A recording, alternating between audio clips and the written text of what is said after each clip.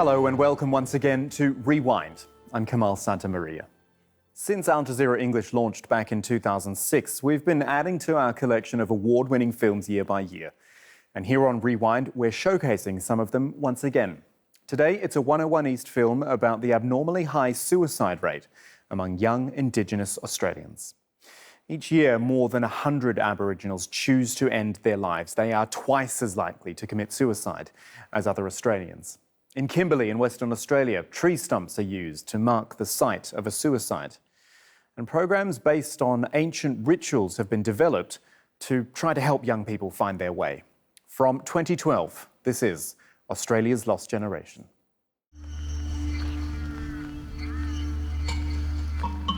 Remote and picturesque. The Kimberley in northwest Australia. A vast area 3 times the size of England.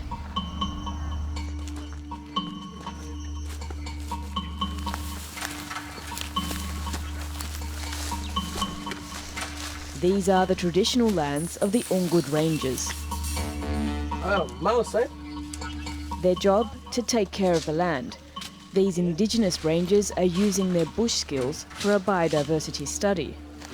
But it's a different bag. 30 grams.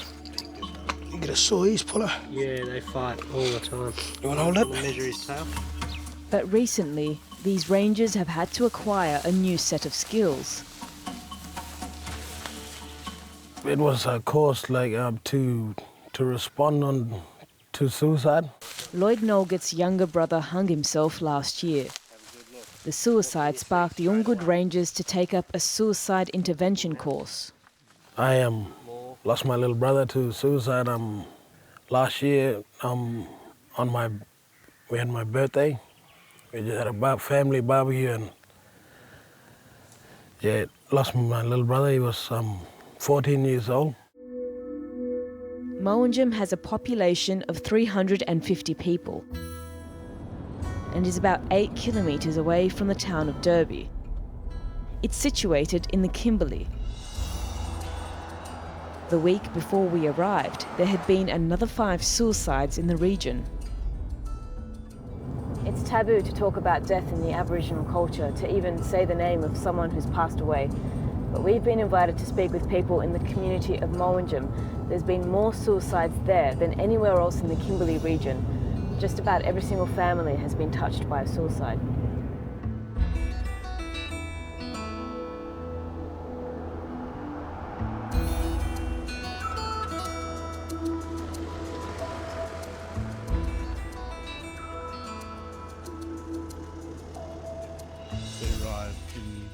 Michael OGILVIE is a suicide response worker for the Derby and MOWANJUM area. He's been working here for more than 17 years. How normal has suicide become in this community? Very normal. I've had 8-year-old kids point out that this is their tree that they want to hang themselves off. They actually mark out their tree? Yeah, identified trees that they want to hang themselves off. And what's the rate of suicide in the Kimberley region? In the Kimberley region, it's probably up to 30 completed suicides in the last 12 months. And that's at epidemic level. Tree stumps mark the spot where people have committed suicide.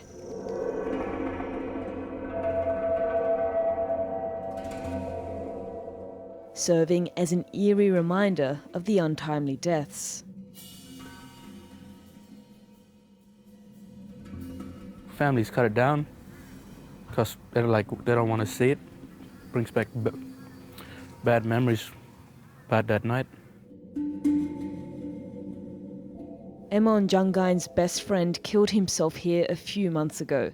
He was just 18 years old. If there's someone commits suicide, it affects the whole community because we all one big family. It's not the first time EDMUND has had to deal with the death of someone close to him. Yeah, well, when I was only an adolescent, my big sister committed suicide. I didn't know what for. I think she was just turning 18. I still think about it too. And the sound of suicide stirs him in his sleep.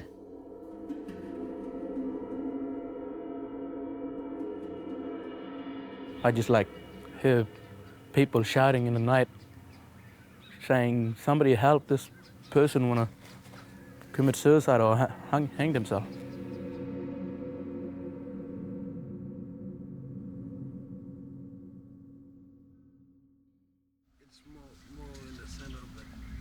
Lloyd NULGIT believes a lack of opportunity is contributing to a downward spiral.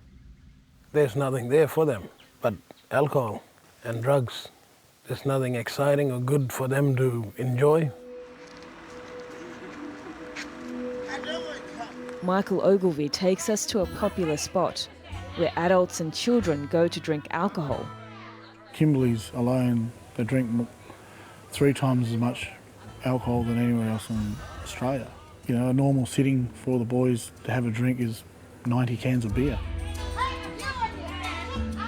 It's copious amounts of alcohol. You know, you can't, and they'll drink that in a day and then go back the next day and drink the same amount.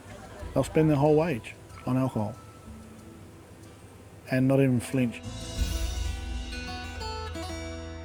Terrence James often finds himself in a drug and alcohol haze. We go out, have a good time, you know, get drunk, smoke weed, yeah.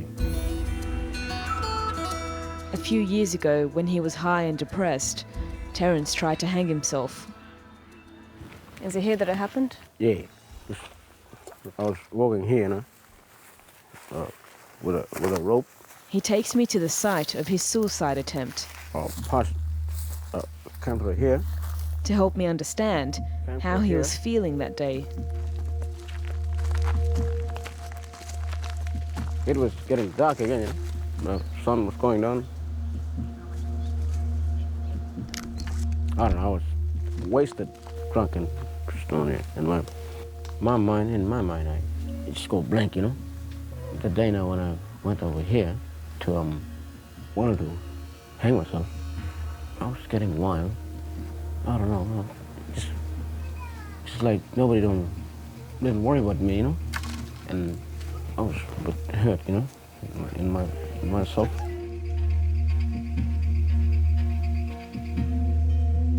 My father came along and just grabbed the rope and take me back home, man. And what you doing that for, you know? What you want to kill yourself for?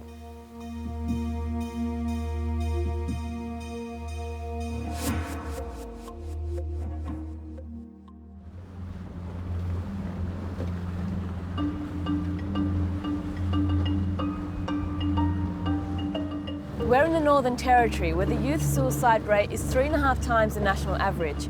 We're heading to an Indigenous camp to see how culturally appropriate methods are being used to heal and save their young.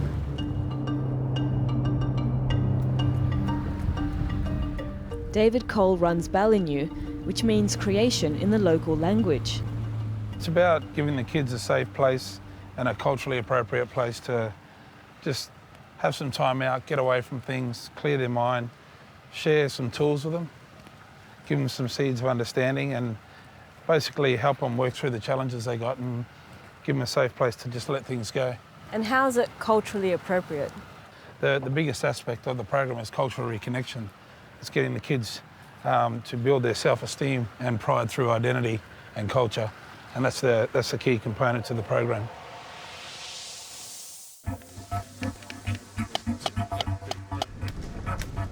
BALUNU runs 6 camps a year, each lasting for about a week.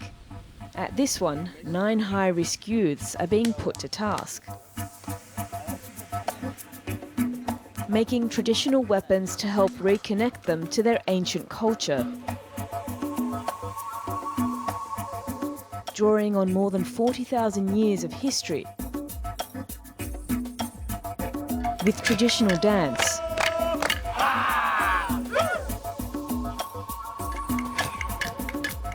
And smoking ceremonies to cleanse. All but one of these adolescents have thought of committing suicide and are recovering from drug and alcohol addictions. We can't identify them because they're underage, ranging from 12 to 16 years old, damaged by life too early, but hoping to heal. Well, there's the violence, the broken families, the loss of identity, the various forms of abuse, physical, mental, emotional, homelessness, substance abuse, drug and alcohol, and that can be drug and alcohol around the kids, and ultimately the kids being embroiled in that substance abuse themselves. Australia's first Indigenous psychologist, Professor Pat Dudgeon, says substance abuse is a symptom of larger social issues. I think that Indigenous people are still dealing with all the problems that are a consequence from colonisation.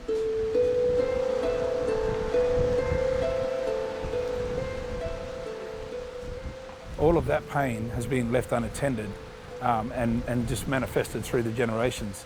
And that pain passed on to the children and so forth has led to the children that we have today who are at the end of that pain chain. They don't understand the pain.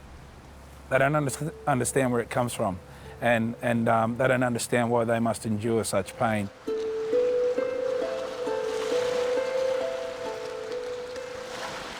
This 15-year-old, who I'll call Cameron, is one boy who wanted to end his life. My mum, she kind of made me angry. She just don't feel like she loves me anymore. And that's how I feel. What do you do with that anger? Smoke drugs, do bad things. And then I just hang with the wrong crowd because that's where you find the drugs and stuff like that. With a little help from nature, David Cole is trying to show these adolescents how to isolate their problems. If there's violence, broken family, if there's been past abuse, if there's been whatever it is, every challenge, every problem that bothers you or is on your mind, I want you to get a rock for it, and I want you all to just make a pile along the edge of the water. The bigger the problem, the bigger the rock. How do they feel? Is it hurting? Yes. It hurts you, eh? And that's what problems do. If you refuse to find ways of releasing it, you will have to carry this pain through your whole life. You have to learn, you have to be willing and learn how to let go, how to set it free. Let it go, give it.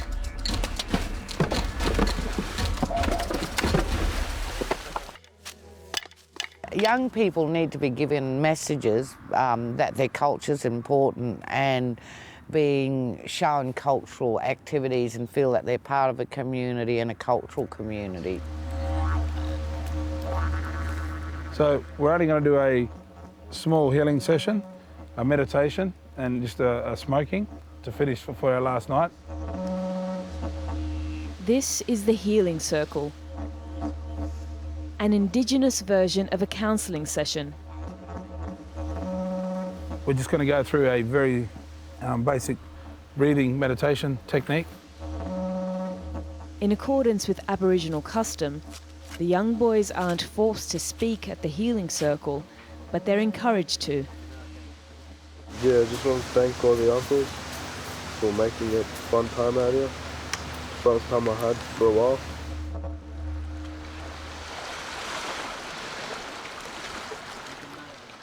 Cameron says the camp has made him feel stronger.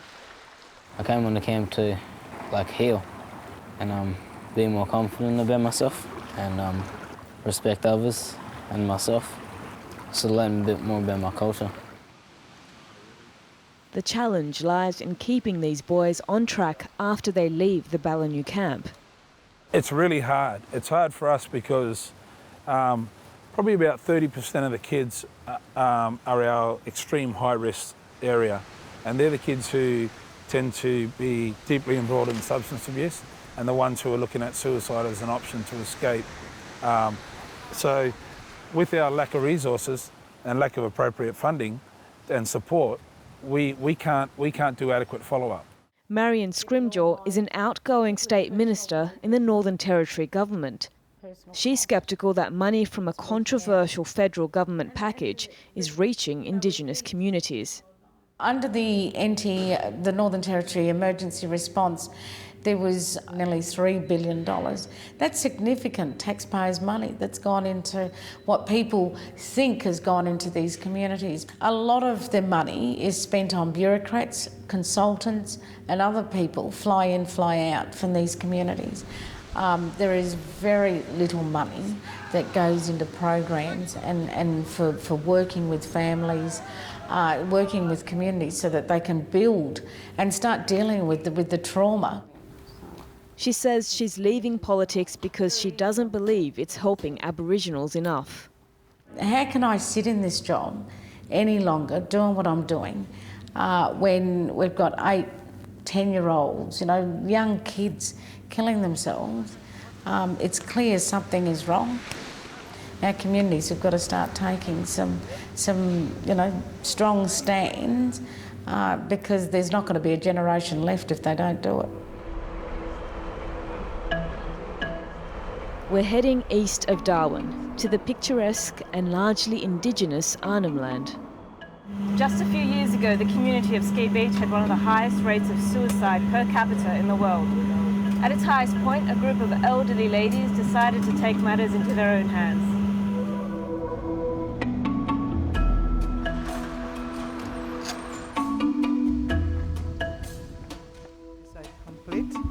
GAYLI MARIKA YUNUPINGU is a Ski Beach elder. She says it was the hanging suicide of a 21-year-old that sparked a cluster of other suicides in her community. He was the first one to commit suicide. The first one in this community? In this community. GAYLI's younger sister also committed suicide. That was when her family took action 7 years ago, creating a volunteer service called the Manga Suicide Prevention Group. What do you do to prevent suicide in the community? I walk. Me and my sisters, we walk the streets and listen for the noise, where it's coming from. The women run a 24-hour suicide watch, often patrolling the streets with only small torches. They mediate in family issues and mentor troubled youths. We follow up the next day, go to the house and sit down, have a cup of tea, have a cigarette with the person and sort of, not in angry, but like in counselling. Local police say the group's work has been invaluable. I believe that since they've begun operating, that I don't think there's been a suicide in their area. And these are the minutes? While suicide numbers have dropped, there's been a sharp rise in attempted suicides.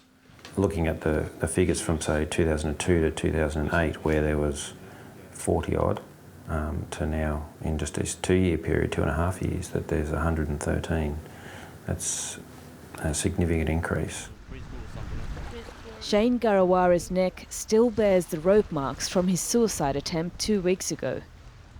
GAYLI's group intervened just in time to save the 23-year-old.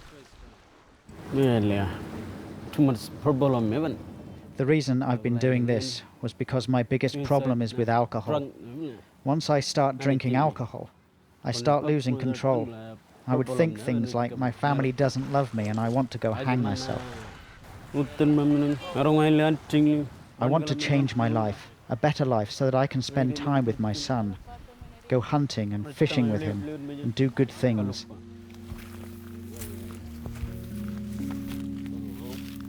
Back in MOWANJUM, Terrance tells me he wants to cut down the tree where he attempted suicide. I want to live till I get old, man. I don't know.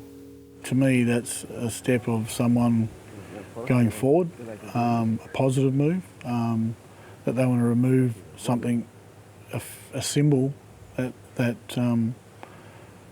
they wanted to end their life with. In its own way, the community too is giving itself the space to heal. The trees where families, like people, commit suicide, we chop them down, but we don't actually kill it, because the time it takes to grow back gives us the time to get over it, forget about it. While suicide remains a scourge in Aboriginal communities across Australia, it appears that family and culture is Indigenous Australia's best hope for saving their young.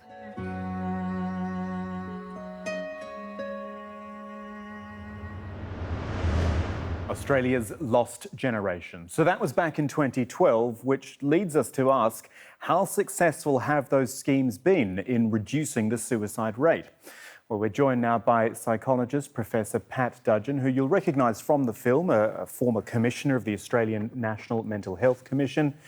She teaches at the University of Western Australia and actually runs a number of suicide prevention projects focusing on Aboriginal communities. It's great to have you with us here on Rewind, Professor Dudgeon. You really believe then that that local approach works? Oh, absolutely. Look, Aboriginal and Torres Strait Islander people have been disempowered. There's a whole lot of issues facing them, and not just us in Australia. This also would remain issues for other Indigenous people of settler countries, such as in New Zealand, Canada and the States, where a recovery from colonisation is a really important issue, and what we do underneath that to enable people to become empowered, to control their own destinies, to control their own resources, to decide what the problem is and to be given the right information to decide what the solution is. Back in 2012, when the film was made, the word epidemic was used to describe that situation in Western Australia. Now, I'm not suggesting for a moment that this would be fixed overnight, but we are now 6 years down the track. The levels are still high. There are some reports which talk about 100 times the national average in Western Australia. I mean, would you have expected or certainly hoped for it to have come down more? Look, I think that sometimes those figures have been a tad sensationalised. Suicide rates, however, having said that, suicide rates do remain very high. We're still twice the national average. Suicide is the 5th leading cause of death in some age groups. Indigenous people are 7 times more likely to take their lives to other people. And Northern Territory actually is emerging as having the greatest state average of suicide. When you are having high suicide rates, something is going terribly wrong. You mentioned some other countries a little bit earlier, places like New Zealand and Canada. What is the common factor with these Indigenous communities around the world, including the Aboriginals Australia, that leads to the high suicide rates? Oh, look, there's a commonality of a range of different things, but I'd say that certainly I think there's an affinity with those other countries because there were Indigenous people in those countries. The countries were taken over and sometimes or most times very brutally. So we've had processes of colonisation, you know, being removed, genocides being removed off country, put into reserves, missions, residential schools, and then having your life dictated to with enforced legislation. So there's a history to all the countries that are about people losing their rights, losing their countries and losing their human rights, which we need to go into recovery about. Certainly in Australia, there was a denial of that part of that process of history. That's now starting to change around. Certainly our then Prime Minister, Kevin Rudd's apology to the stolen generations was one of those really historical moments where there was an acknowledgement of the harm done and a genuine apology given for that harm. So I think that we as a nation can start healing when ownership and there's a truth and honesty between different groups. Professor Pat Dudgeon, former Commissioner for the Australian National Mental Health Commission. It's been a pleasure talking to you. Thank you for joining us. My pleasure, Kamal. And that is it from us. Do join us again next week, and also be sure to check out the Rewind page at aljazeera.com for more films from the series. I'm Kamal Santamaria from the whole team. Thanks for joining us. We'll see you again soon.